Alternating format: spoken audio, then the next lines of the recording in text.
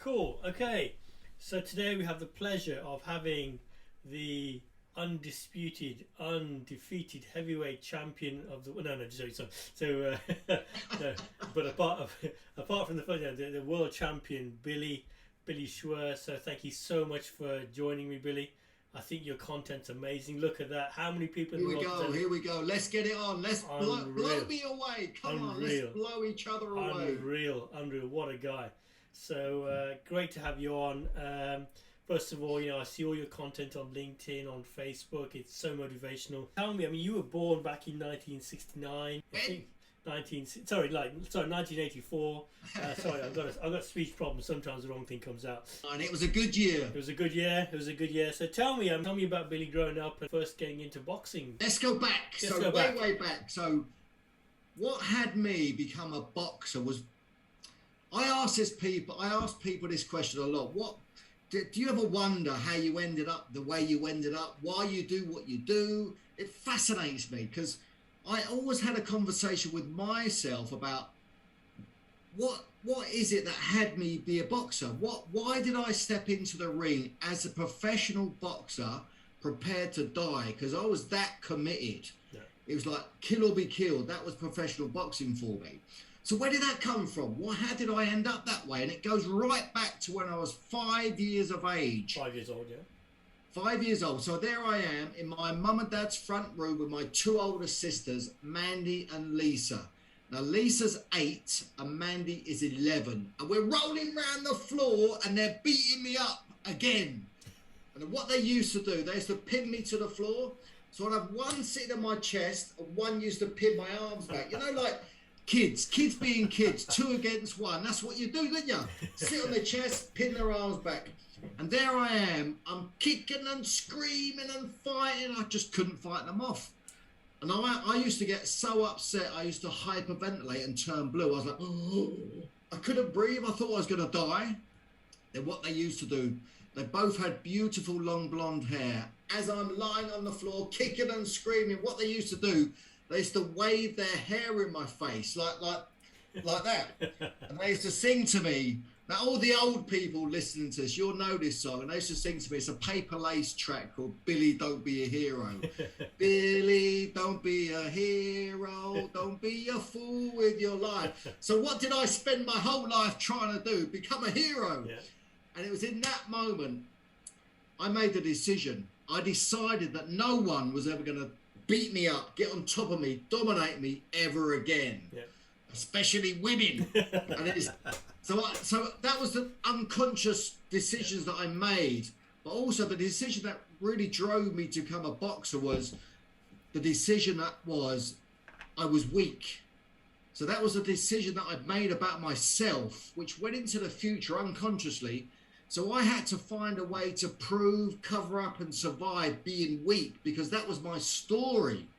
Now we all have stories about ourselves. So the thing about the stories are, do they empower? Do they uplift you? Are they inspiring? And they're probably not like mine. I was weak. And then at 11 years of age, my third amateur boxing fight, I lost on points. I was devastated.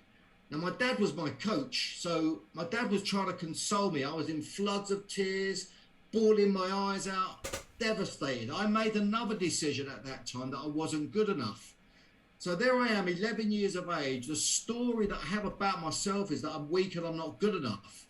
So that was an unconscious driver for me to succeed. So I gave everything to boxing. I became a national champion at 13. Wow. So 2 years after losing that fight, I became a national champion. And it was from that moment on, I realised that now stepping into the ring as a 13-year-old, it was the assembly rooms in Derby. I can remember it so clearly. I was petrified. I was so nervous. I couldn't eat anything the night before. I couldn't sit still. I was a complete wreck. And as I went to put the gloves on before we stepped up into the ring, my dad was my coach. I looked at my dad and said, "Dad, I can't do it. I can't do it, Dad." I was frightened to death. And my dad looked at me and he said, "What do you mean you can't do it? Be Jesus." My dad was Irish. He said, "What do you mean you can't do it?" And I said, "Dad, I'm going to be sick. I want to throw up." So he said, "Jesus, go and be sick then." So he clipped me around the back of the ear and I ran off and I looked for someone to be sick. I found these big drapes. I threw up. I was physically sick. So I wiped the sick from my mouth. I went back to see my dad. We put the gloves on, and I stepped up into the ring as a petrified young man. 3 rounds later, I stepped out a champion. And it's in that moment I realized, you know what? If I can find the courage to step up, put myself at risk, be prepared to fail, I can succeed. We can succeed if we can find the courage to push beyond ourselves. But so those unconscious decisions, I was weak, and they didn't become conscious until many, many years later. Yeah. And that was the driver that had me go into the ring as a professional boxer, prepared to die, kill or be killed. That's the fascination about, that's what had me become Billy the Boxer. It's an amazing story. So basically, so what was your why? What, it was because of the story of your sisters to begin with, or your dad pushing you? What was your why that you had to go and put yourself through this? Yeah, so the why, I was trying to prove something. So my whole life I've been trying to prove I'm good enough. So the story that I had, that I wasn't good enough and I was weak, so I had to figure out how to prove it. And I mean, lots of us are going through life trying to prove stuff, trying to cover stuff up, really not being authentically our true selves. Yeah. So it's unraveling all that stuff. So that was a driver for me to succeed. As I was moving away from being weak and not good enough. Unconsciously, I didn't realize it. But I would go beyond and train. You would not believe the effort. I gave my whole being to being a fighter. It was in every pore of my being. It was all pervasive. It was everywhere. I lived and breathed it 24/7. And that's what had me eventually become a world champion. But I won the world championships on my 4th attempt. So I failed 3 times. I won the British, the Commonwealth, the European championships, and eventually to become the world champion on my 4th attempt. And it was a long, arduous journey. Ultimately ended up I had 45 professional fights. So I had a great career. And it was a roller coaster ride. And that's why boxing is such a great metaphor for life, and indeed business. Yeah. Because it's a battle, it's a challenge, it's confronted, it whacks you in the face. It doesn't always go the way that you expect it, right? And that's life. After you won your world title, do you want to talk a little bit about that? So something big, well, yes. As soon as I won the world title, this is the thing. Life as we know it doesn't always work out how you expect it to, or how you'd like it. So I won the world title. We go back to the changing room. We start to celebrate. I see the doctor. The doctor releases me. I was clear to go home. So we'd organise an after-fight party in my hometown of Luton Town. I'm in the car on the way to the party, and we get quite near the venue, and I don't feel right. I start to feel a double vision. I start to feel sick. Then I'm actually going to be sick. So got the car to pull over. I got out of the car and I was violently sick. So luckily enough for me, we was right near a hospital. So the Luton is like the Luton hospital. And so we went straight to hospital, missed the party. Everyone got really drunk without me. Everyone's celebrating. And everyone's going, where's Billy? Where's Billy? So I'm at the Luton and Dunstable Hospital, awaiting a brain scan, like not knowing if any permanent damage. I was frightened. And it was luckily they kept me in hospital for 2 days, missed the party, come out of hospital, the champion. And I went on holiday, and for me, winning the world championship it took me 20 years. So I had my first boxing contest when I was 11, then I won the world championship 20 years later. So then for me, it was like, okay, now I've got to make this pay. So went away on holiday, come back, got back to work, and I was training, sparring, organising the next fight. So my next contest was 3 months later. And I'm training for that fight, and I get punched in the head in sparring, and it didn't feel right. It kind of felt, oh, something's not quite right there. But me being me, reckless, just stupid, I continued on. I didn't tell no one. I carried on, had the fight, and I got knocked out in the 11th round. So in my first defence, I'd lost the title, which took me so long to get. And then it was like, I went back to hospital. But this time I travelled in style. I got carried out of the ring on a stretcher. They put me in the back of the ambulance, and I'm in the back of the ambulance driving to the Royal Free Hospital, which is in London. Sirens are blaring. We're dodging through the traffic, and it was dark. It was a Saturday night. I remember looking out the window of the ambulance, and I'm thinking to myself, this is it. This is it. My life as I know it is over. And that was when I made the toughest decision I've ever made to retire from boxing, because I'd come so far and achieved so much. I love life, but I would step up into the ring prepared to lose it. So that was a real close shave for me. And luckily enough for me, brain scan, I was okay. So I just had concussion. I was released and I was okay, thankfully. Come on, a world champion, you know, and now suddenly that biggest thing of your life is taken away. That's a big deal. That's a big deal, and we hear it a lot, don't we, when we look around the world and see athletes, boxers, footballers, rugby, all types of sports. When we retire, I found the transition to be very difficult. Yeah. I went through an identity crisis because all my life I've been Billy the Boxer from a kid of 8. Yeah. That's when I started boxing as an 8-year-old. Up until this point, so I'm 23 years later. I'm now Billy. And that was a realization that I kind of grappled with, and I struggled with, who am I? And that's the work that I've done since then, is like really looking at and inquiring into, who are we? Who are you? What has you be the way that you are? That's why I discovered so much about myself, because I had to unravel Billy the Boxer to get free from Billy the Boxer, to discover who Billy is and to create a new future. And that took a long time. It wasn't an easy pathway. I struggled. I went through depression. I had a breakdown. I went through that. The mental health wasn't openly talked about as it is these days. I'm talking about 20 years ago. It's not openly discussed, and I was trying to fight my way through it. I was embarrassed. I felt ashamed. Yeah. And the way how I was thinking and what was going through my mind, I had a real tough time. I went through some really dark nights, and it was a point where I hit rock bottom. That was the point for me. I hit rock bottom, but then by that time I was on my way to be going bankrupt. I lost everything. My home was repossessed. I lost some properties. Wrecked my marriage. I was on my way to becoming divorced, and I was depressed, and it was kind of hitting the bottom. Then that was when I realised that I need to make some changes. And that was when the real battle began. The real fight began, was to reinvent and recreate Billy. And that's the work that I've done. I started 18 or so years ago looking at and discovering who I am. And that's what I do now.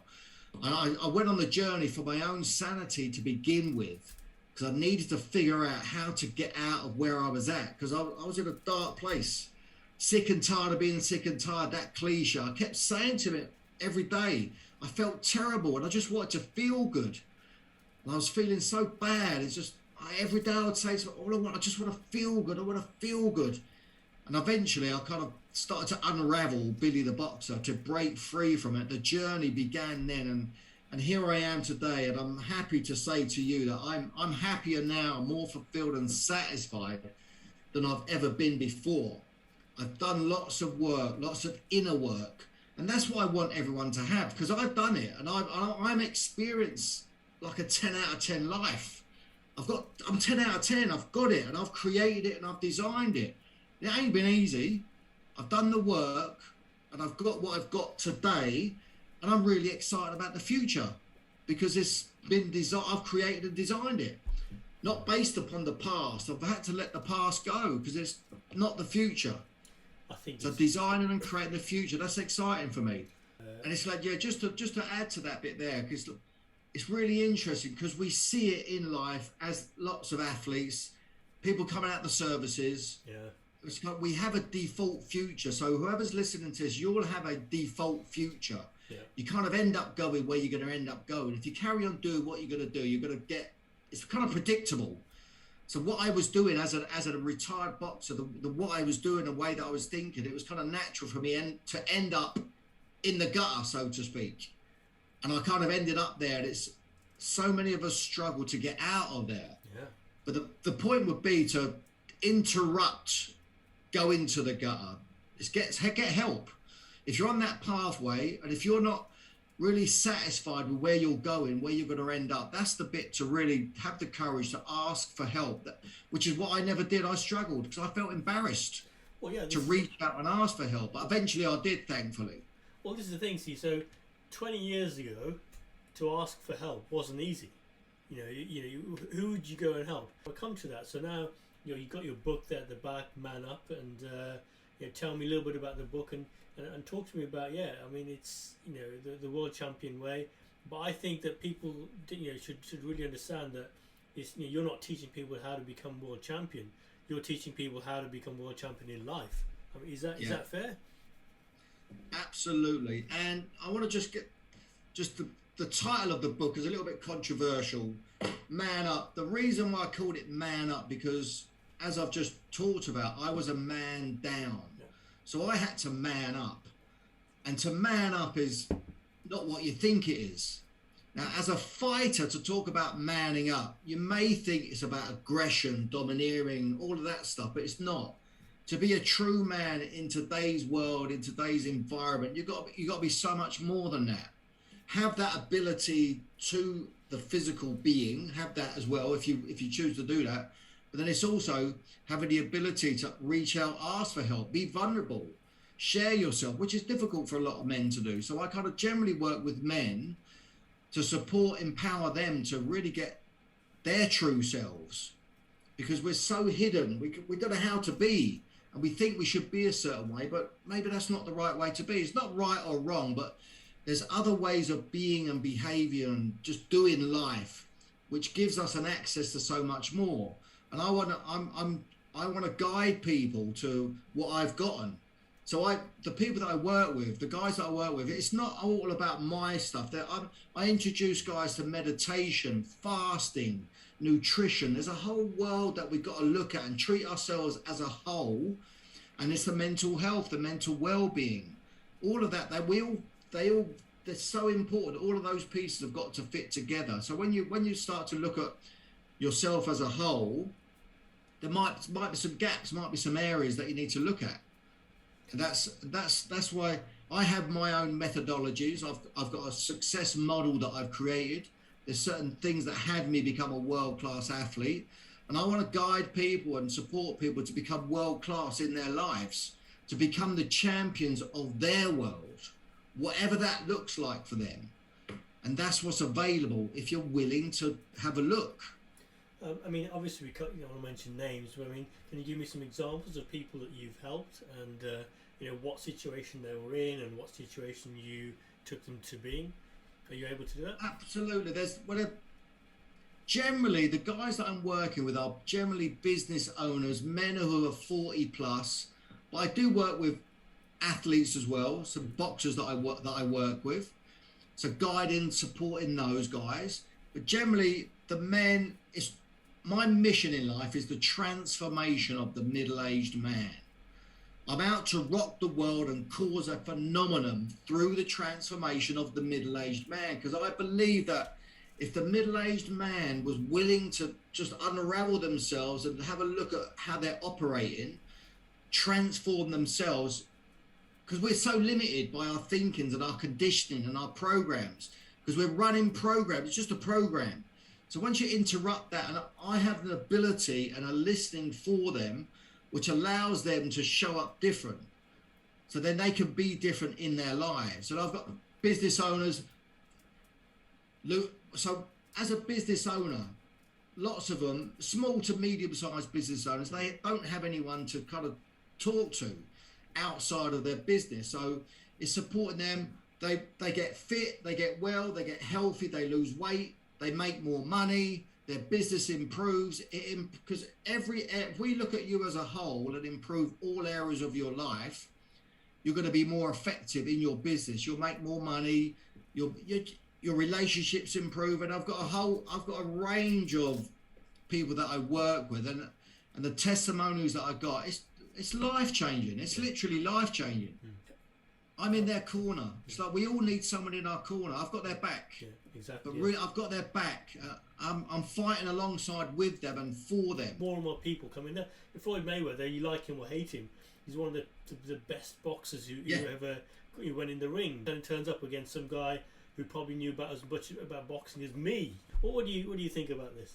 I think Floyd Mayweather, he's a master of the ring, and he's a master of his business as well, because what a great business decision that was. If you think about it from that aspect, now Floyd Mayweather is going to get introduced to all those YouTubers, all his fans. There's millions of them, millions.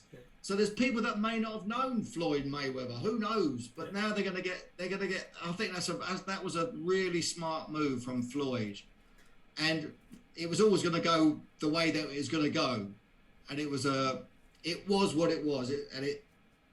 As a purist boxing fan, you get that. Yeah. But from an entertainment point of view, from that aspect, and from Floyd's business point of view, and both their business point of view, very, very smart move.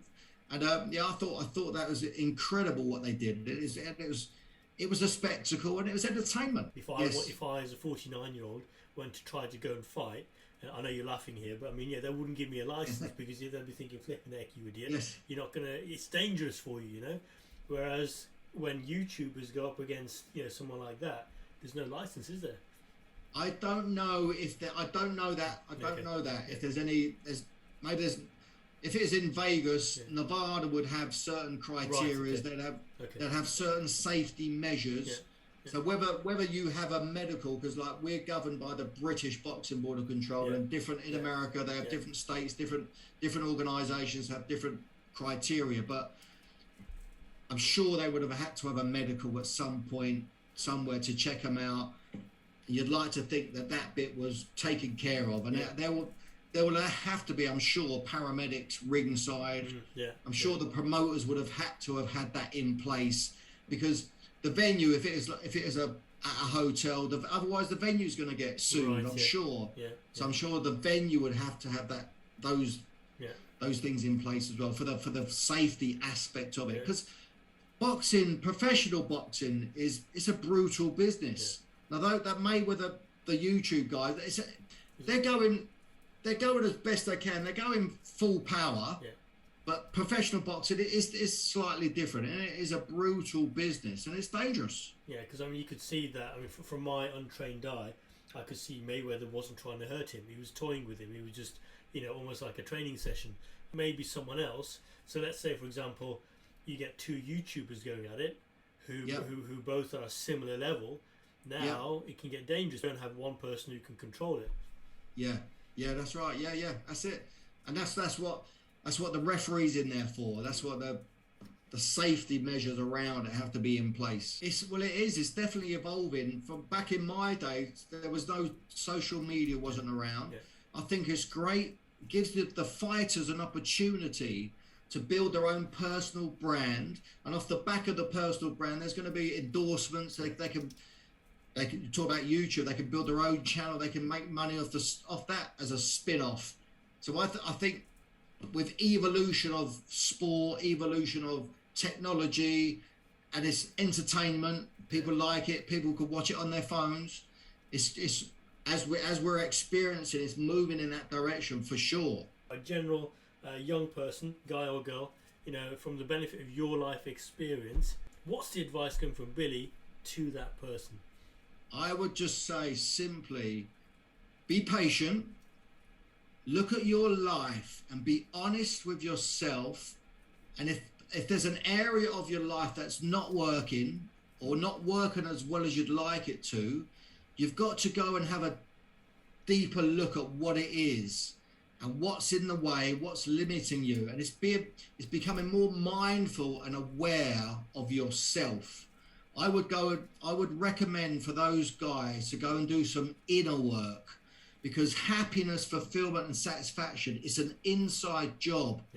We may look externally at that age, we may be looking externally for things to have us be happy or fulfilled. We may think it might be the car, the lifestyle, the holidays, or whatever it may be. You may think it's something outside of yourself, but the real fulfillment and satisfaction, happiness, is from within. So at that age, I wish I would have known this now. and to go and do the inner work. I mean, I meditate most days. I go inwards to find my happiness. Yeah, yeah. And that comes through wisdom. I do speak about meditation to young guys, and some of them get it, some of them are not interested, some of them can't hear what you're saying. So if somebody's willing to hear and listen and take it on and get into something like that, it will shape their future and they will benefit. Their life will benefit from going inwards and just dismantling yourself. Yeah. Not that there's something wrong, but we're not perfect, yeah. And it's okay to be imperfect. But if we can get mindful and awake, consciousness, that's the thing, that's the one there. Get conscious, get awake, wake up. If you've got any mess in your life, you've got a part to play in it. So be responsible for your life. Live with integrity. Do what you say you're going to do when you say you're going to do it. And if you commit to something, commit to it. Now, if you can't fulfill on your commitment, get in communication. Communication is key. And those very simple ways of living our lives make a big impact on our lives and other people's as well. Yeah. How can people get in touch with you, and how can you help people? Thank you. Yes, I'm on all the social media platforms. I'm not big into social media. LinkedIn is my main platform because the guys I work with generally come from there. But I'm all over social media, and I've got my BillySchwer.com website. You can go there and get my book for first couple of rounds of my book for free. And LinkedIn is probably the best one to get me on. So look, thank you so much for your time. It's been a pleasure as always. I strongly recommend, I don't say this very often, I strongly recommend people get in touch with Billy. You know, he's a world champion in sport and in life. Strongly recommend that. And thank you very much. And we'll catch you again soon. Thank you, sir. It's always a pleasure to speak to you, my friend. And likewise. Thank you, Billy. Take care.